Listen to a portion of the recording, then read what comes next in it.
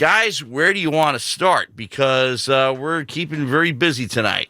Agreed, and I think no better place to start, Matt, than the game earlier today with Women's Lacrosse, and man, a dominating win for them against Dartmouth earlier, Greg.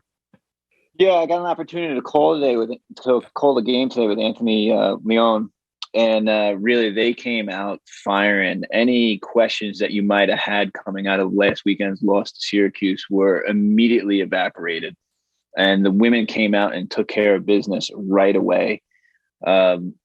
Scoring 6 goals right away unanswered in the first quarter. I think they had 10 goals by the end of the first quarter. They might have been up 10-2, I think, or 10-1 at the end of the first quarter. Really a dominating performance. Hart had 5 goals and an assist. Siobhan Rafferty had 5 goals herself. And it was actually in her, for her situation, because she's kind of an off-ball player. She saw a lot of action off of assist where she was able to cut into the crease area where she was wide open. Dartmouth had become so concerned with the Dodgers and the athleticism of Stony Brook that she was just able to get herself into nice openings to finish some nice shots. So Kaylin Hart with a nice assist to her. Erin McQuarrie also had a couple of nice assists to the inside. It really was a well-played game. When we're discussing this Women's Lacrosse program, I think these names are definitely, I don't think are the most surprising to come up, but probably I think the most significant in the sense that they're the next leaders. They're the next veterans that kind of have to take the mantle of stepping up as this team's offense and really their leading prowess of the offense. Because obviously with the prior years, players like Allie Kennedy, Taryn O'Miller, both graduated during the offseason. Before that, obviously, Courtney Murphy, Kylie O'Miller. So yeah, these two, the junior and senior, with a lot of experience under their belt, really showcasing it today. And I thought you had a great point where, especially with Rafferty, she was so dynamic and she got to the goal so easy. That first quarter, I think already had a hat trick through the first 15 minutes. That they started keying in on her, doubling her. It just left the rest of the team wide open. And you got a speedster in Kaylin Hart, so tough to beat. And she utilized that today. One of the things that I noticed early on about Stony Brook as well, too, and they don't get enough credit for this, is how tenacious they were defensively and how much pressure they were able to put on Dartmouth in the open field, causing a lot of turnovers that led to some of these transition goals. I was really impressed with the speed at which they played defensively, how they were able to press out on Dartmouth's midfielders and cause these turnovers. They were also able to cover all of the Dartmouth players when the goalie had the ball and was looking to clear, which led to a lot of errant passes, which led to more possessions. So it really was a whole team win. I mean, we highlight a lot about Hart and Rafferty, McQuarrie, and Missara, and rightfully so. Those 4 are excellent players, and they can do it all, really. But defensively, they really played well today, and that kind of athleticism against a team for Dartmouth, when I was going through their roster doing my research, I mean, they had plenty of players that were, winning state titles, doing it in both soccer, lacrosse, ice hockey, tennis. Yeah, so you're not looking at players that are not athletic. Stony Brook is just really athletic. Yeah. And on the defensive side as well, just one player to point out is Haley Dillon. Great seeing her return the action. Of course, you remember it was around this time last year, second game of the season, where she went down with a leg injury, surgery, missed the entire 2021 season. So it was great for her to come back and her home return, lead the team with 3 caused turnovers. She was great at pressing the opposing attacker and leading the charge defensively as well. Obviously, in the midfield, Kylie Sapolsky, it really didn't do a lot of scoring today as opposed to last game. But defensively, I thought stepped up as well, had a pair of caused turnovers, scooped up a ground ball, was able to, again, another player who did a really good job tightening the Dartmouth attack, stopping players like Jen Wendelken from even getting a goal. Yeah, and who I thought played a real nice game defensively, midfield-wise for them was Claire Levy as well, too. She was clutch in a couple plays. She picked up some nice ground balls and pushed it forward in transition as well. Anthony and I had spoken about it during the broadcast today, saying, it's a weird year for Dartmouth. Their seniors are really almost like sophomores because they were the first to cancel the season during the pandemic. They didn't play at all last year, right? So now they're coming and playing. So you saw some of that young play out of Dartmouth, and you just can't do that against the women. Yeah, and it wasn't even close. Just looking at the numbers, Stony Brook outshot Dartmouth 39-9. Shots on goals were 30-9. All right, so it wasn't even as much as they just weren't able to get their shots down. They weren't able to get the ball for much of this contest. They're really, relatively close to 0% of the time they had the ball, in their stick, nonetheless in the Stony Brook zone. And you have to actually give Coach Spallina and his players credit in the fact that it could have been a lot worse, because they had some free positions a couple times where they could have shot the ball. They pulled it out, possessed the ball, ran the shot clock down, and almost really gave Dartmouth some free possessions there in the end of the game, where they kind of took the foot off the pedal there, and lighten the load there for Dartmouth. Yeah, it only took them about 20 minutes or so to get the rolling clock off. When Hart scored the goal to make it 11-1, that's when the rolling clock came into action, and it lasted really through just about the rest of the game. And Matt, I know obviously you covering this team for so long really doesn't surprise you, especially after a tough loss where they come back and they bounce back pretty hard. Well, this didn't surprise me from the point of view that Dartmouth is no Syracuse, okay? And Syracuse definitely was a toe-to-toe battle, and, of course, the team came out of that rather disappointed because the game was winnable. There's no doubt about that.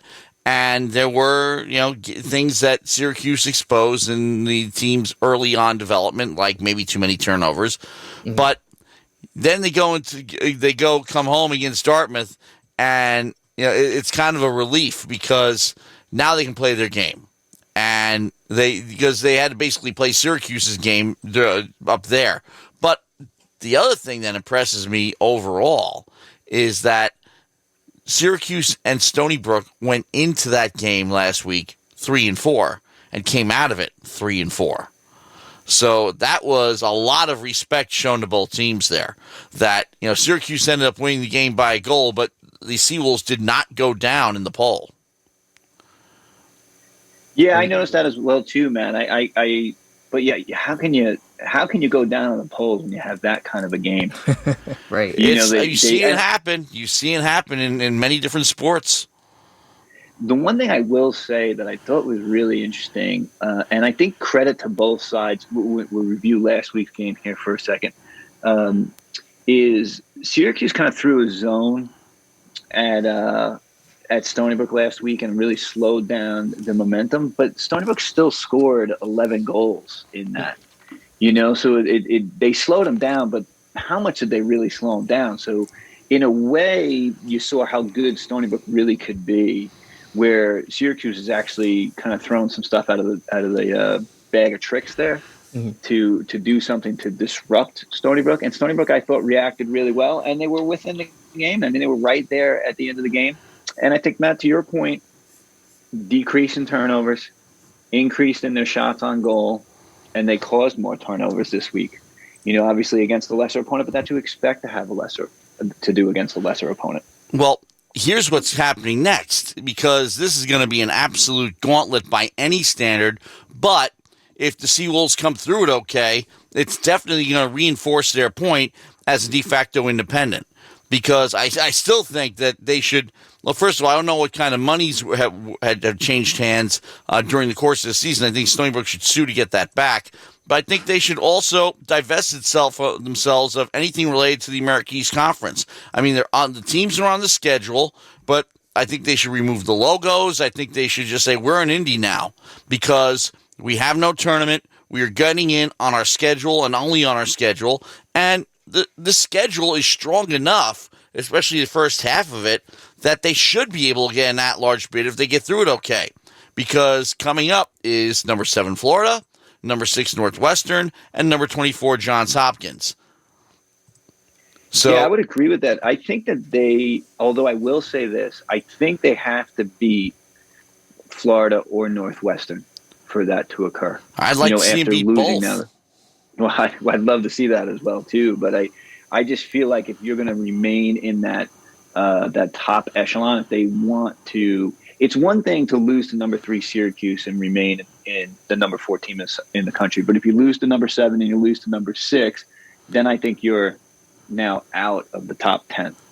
Right. And now it becomes a little dicey. Yeah, because then it's easier to pass them over.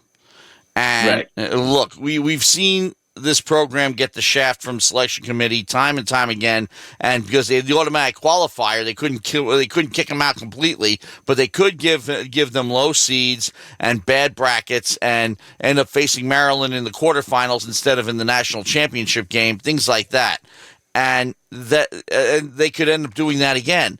But there may be a little bit of sympathy, you never know, for these student athletes who really did get the shaft from the America East. Yeah, and really just looking at that Florida game too, the focus is really going to be on beating Florida, as you said, because Stony Brook, in their program history, 4-1 against Northwestern, have found success recently. Against Florida, they are one of the few teams in the conference, I think Syracuse and UNC top that really have the number of this team, number of Joe Spallino. 1 win and 7 losses all time, losing streak of 4 straight.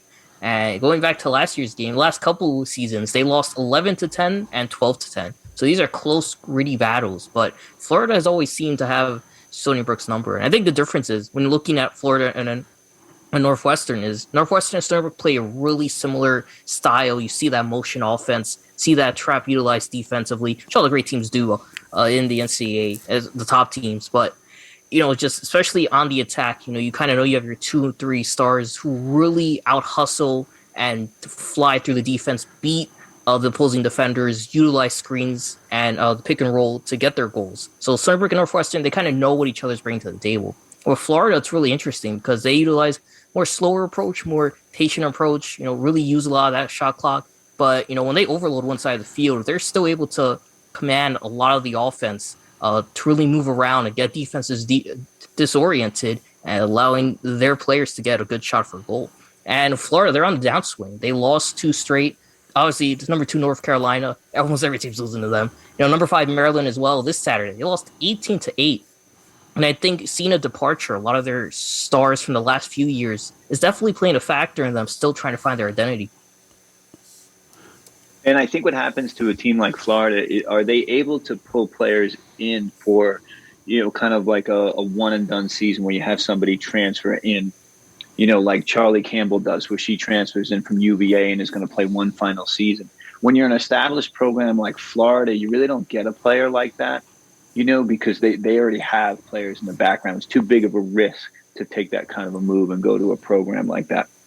So a lot of the strong players from Long Island who went elsewhere to play, they're coming back home to Long Island, and I think you're going to see them play their 5th year because of the COVID year, at Stony Brook.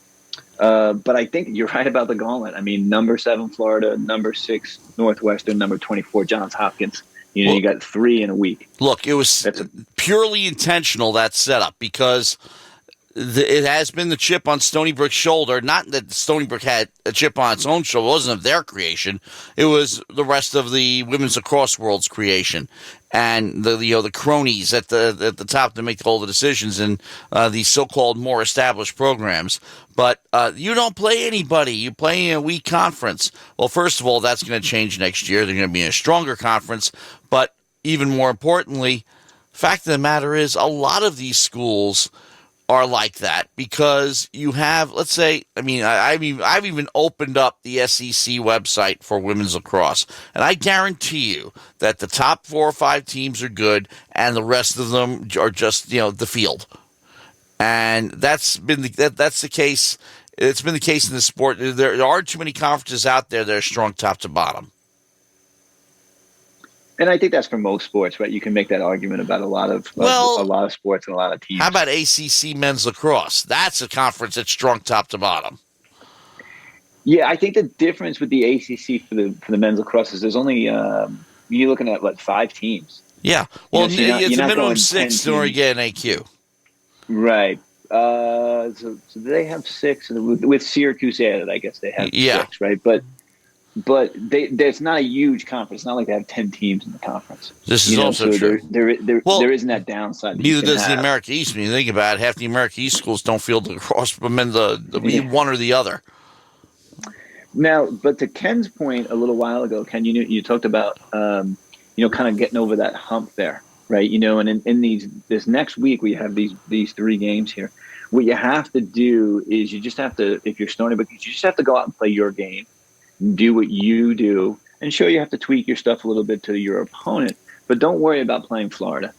Don't worry about playing Northwestern or Johns Hopkins. Just go out and be yourself and play your game. I think they'll be plenty good enough. Yeah, and I think if they can do that, that's going to be the key for them, is to not being worried about playing the mystique of these other schools and just go out and play the other schools and play your game and let it happen. I'm interested to see who's going to be, in the net for that game against Florida, because you'd think with, the Northwestern and Florida games happening essentially a couple days apart, it's going to be, you're playing with essentially a back-to-back. So you're thinking, Hall still gets one, Campbell gets the other. It'd be interesting to see who gets which, because Campbell played really well against Syracuse, and today didn't have a lot of opportunities, but they surrendered all 3 of the goals the Green Devils scored. And on the other hand, Hall still stepped in for the final half and only had to get 4 saves, but got all 4 stops. Yeah, and I actually made it a point to watch warm-ups today for the goalies to kind of check out that situation, because you really have it's a great situation to have. Yeah, it really is. It really is an unbelievable situation. It's an embarrassment of riches, right? In the goal here, maybe on the one end you've got Halsell, who's going to be playing in the for Team Canada in the World Games, right? And then the other goalie, you have a transfer from UVA. Was top 10 in the nation last year. Right. So, where do you go? And I think you bring up a good point. He played both today. I think who's hot? Do you have there's Campbell? I think Campbell's going to wind up getting the start against Florida because she started the first 2 games. If she comes out and she's hot, I think you got to stick with the hot hand, as you kind of go. And then you kind of make adjustments as you go from there. And then sometimes the best thing you can do with a goalie is it's almost like you put the backup goalie in when you need an energy boost. That's one thing that coaches will do. They're not necessarily yanking their starter as much as they're trying to, get an energy, get a positive thing going with your team. If you put the backup goalie in and they make 2 big saves, and all of a sudden momentum's on your side and you're rolling a little bit. Yeah, okay, guys. It'll be interesting to see, and it's going to be fun too, as you said. Because man, I know you were really eager to talk about this one. Just transition from the women's side to the men's side, and Anthony Palma in the net did a great job this weekend. Stony Brook taking care of business in the first LA Cup. Yeah, and this is an interesting one because this was really geared for Stony Brook and Hofstra to face each other in the final. Well, Hofstra didn't keep up their end of the bargain. They lost to LIU, and they ended up, playing St. John's. I'd have to check the score on that one, but most importantly, LIU faced Stony Brook today in a game that was running concurrently to the women's game. It couldn't be in 2 places at once, unfortunately, but fortunately for Stony Brook, they capture the first Long Island Challenge Cup, and they do it by a 10-6 score. Noah Armitage set the pace in goal scoring with a hat trick, and Dylan Palinetti. And again, Greg, you and I were talking about this last week about Palinetti taking 17 shots. Well, he didn't take. I think it took maybe 5 on Friday and 10 today. Had a 5-point game. Had a good game in the on Friday as well. Not among the leading scorers, second leading scorer, and of course tops in points with 5, 2 goals, 3 assists. Mike McCannell, 2 goals and assists. Matt Anderson, 2 goals. Kevin Mack, just an assist on 6 shots, interestingly enough. And also Christian Loud getting a goal with a long stick. He had a great game today. Yeah, he had a great day today as well. So slightly different, distribution, but a guy I think is emerging and carving a niche for himself up front is definitely Noah Armitage. You're seeing much more of him than you saw in the first couple of games, and I think that they had another dominant performance from Anthony Palma, 11 saves, but the goalie for LIU, his name is Will Mark. He had 10. But the more interesting thing is that the Fogo guy for LIU and his name is Joseph. Wears number 19. He went 10-9. He took 10 of 19 against a combination of Deskowitz and Conlon. Conlon won 8, and Deskowitz won 1 of them. And Deskowitz went 1 for 7. Conlon went 8 for 12.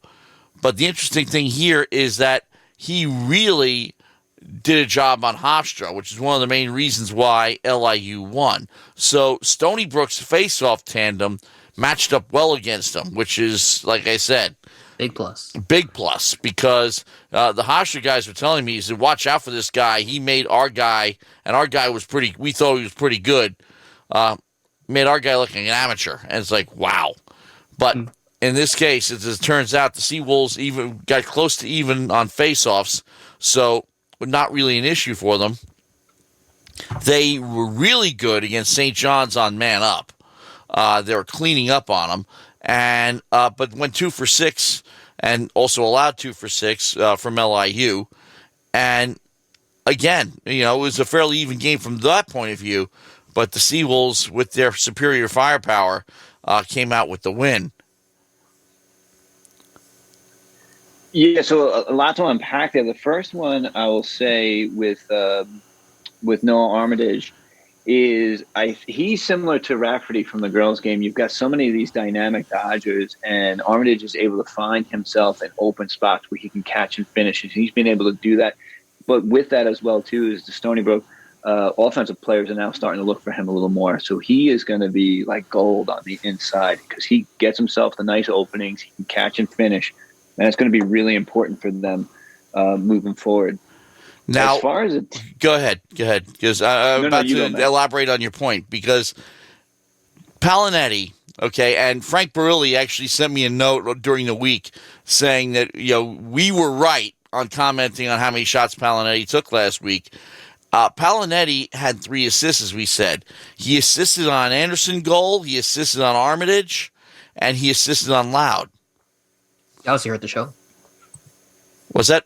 He obviously heard the show where we said he was taking too many shots. Yeah, and the efficiency, well, he definitely backed off on the shots against St. John's. Again, this is a team that is nowhere near the level of Stony Brook, okay? And they allowed 23 goals in each of their first 2 games. Actually, Stony Brook scored 17. That was a low for them.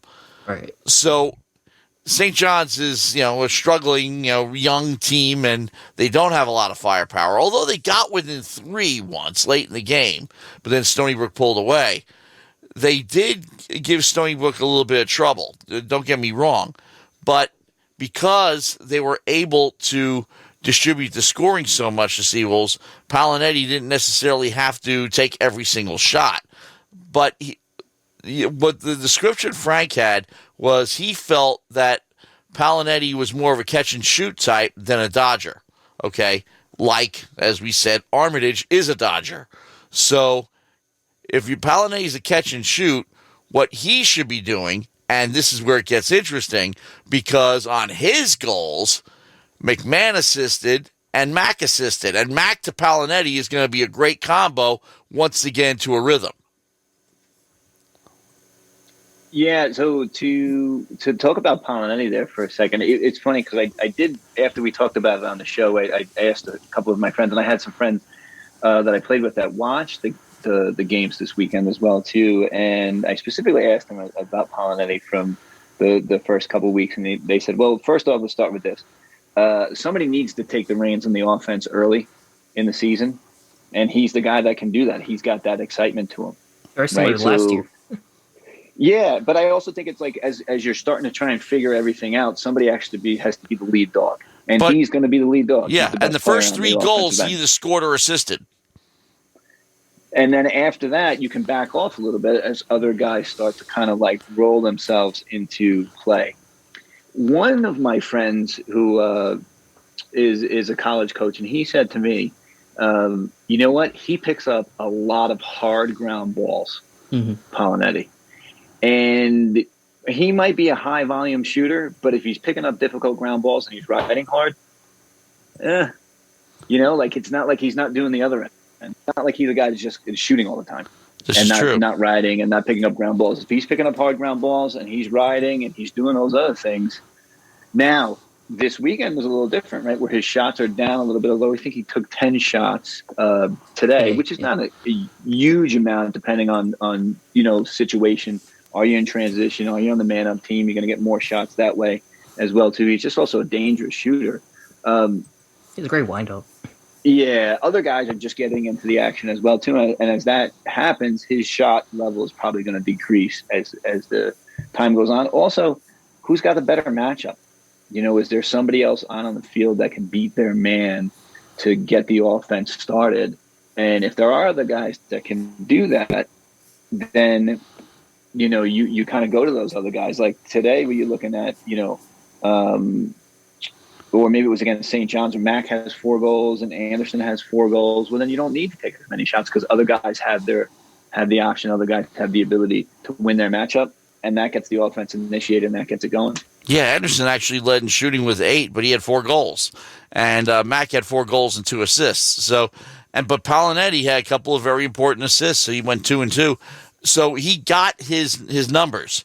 Okay, he made his numbers, and he only took 5 shots in the process. But he was quiet. He was especially quiet in the first half. I don't think he took a shot in the first half, if I recall correctly. Yeah, it wasn't not seeing the game. It'd be interesting to see what the defensive matchup. It would be interesting to see what the strategy was for LIU today.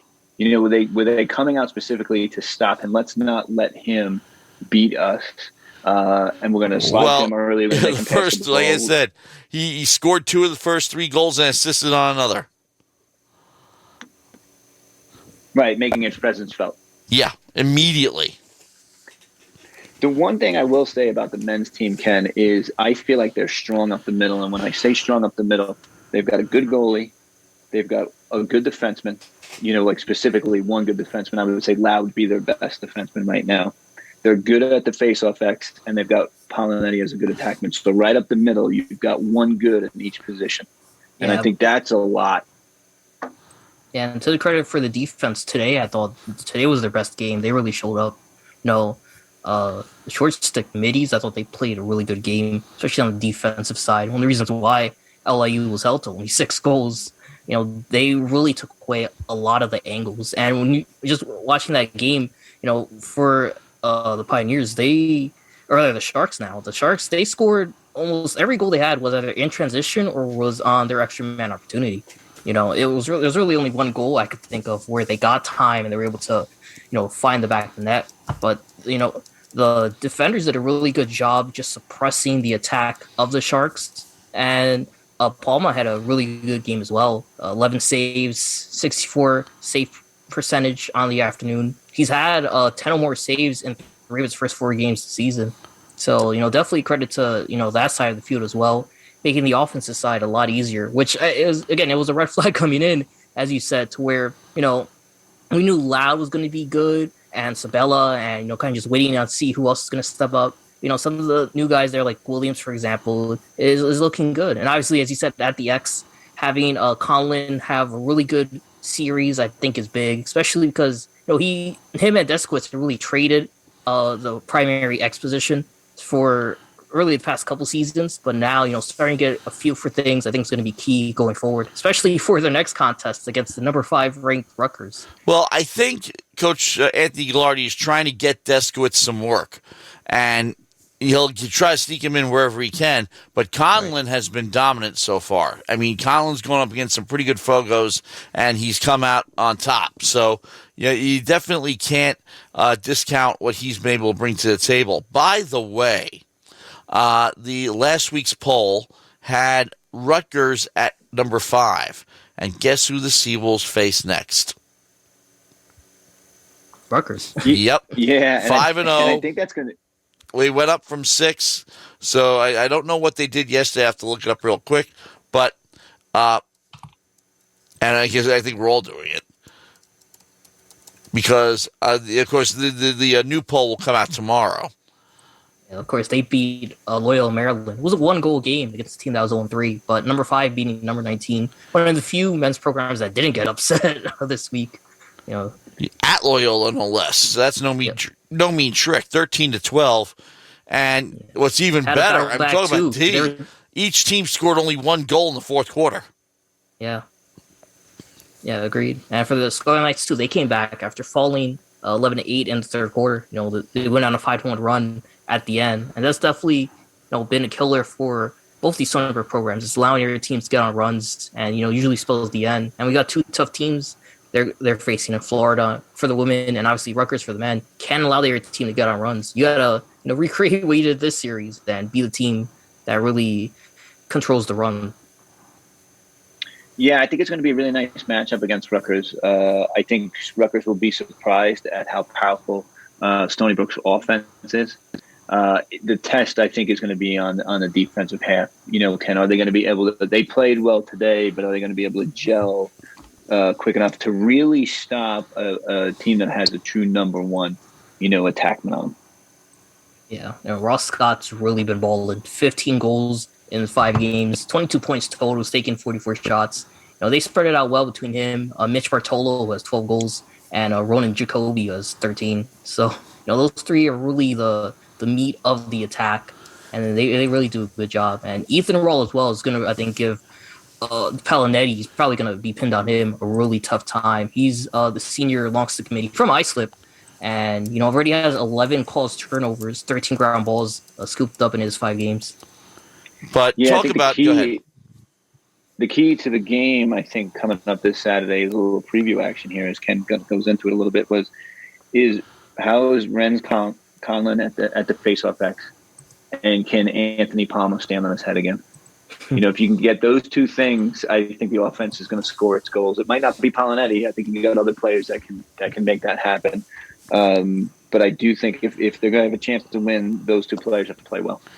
Tell you what, though, I mean, we're talking about how Stony Brook and Syracuse didn't move in the polls, despite one beating the other. Loyola was number 19. They may drop out because they did lose 3 straight. They're 0-3, but look who the losses came to. Now top-ranked Maryland, Johns Hopkins, and Rutgers, okay? So Maryland and Johns Hopkins are part of that, whole Big Five, and they're all down the road from each other. But they lost by a goal to Johns Hopkins at Homewood Field. They lost 20-8 to Maryland. Maryland's number 1 now, so what are you gonna do? But with no wins, still ranked. And then they go down the road again to Towson this coming week. No, on Wednesday. Correction, Wednesday. Well, you talk about a gauntlet schedule there. Yeah. Right there. Oh, well, they all do it. I mean, you can make the argument that none of them really play road games non-conference because they're all so close to each other. Now, Ken, you watched the game today. Obviously, we were broadcasting the women's game today, so you got a chance to watch that game. Did you really ever feel like the game was in doubt for Stony Brook against LIU? Because, they got ahead, that 4-0 first quarter was really a difference maker. And, both teams matched each other the rest of the way, so not really. But I will say, with it being so low scoring, it was a concern to me because this has kind of been a problem in Stony Brook's past. Especially, I just think back to the postseason to where, Stony Brook's such a high-scoring team. And then, they get to the first round of the conference playoffs, and all of a sudden they're held to, 8 goals, in a game, or they're losing goals by the same score that today, 10-6. You remember last year against Vermont where, their 2 regular season games were there was a good mixture of scoring and defense. And that championship game, there was no Stony Brook offense. So for them to win a low scoring game, I think is big. And I think also too, for them to jump out and start season 4-0, that's something, Greg, obviously it's 2017 team doing the same thing. I think it's big, showing, how good this team is and potentially seeing how far they could go this season.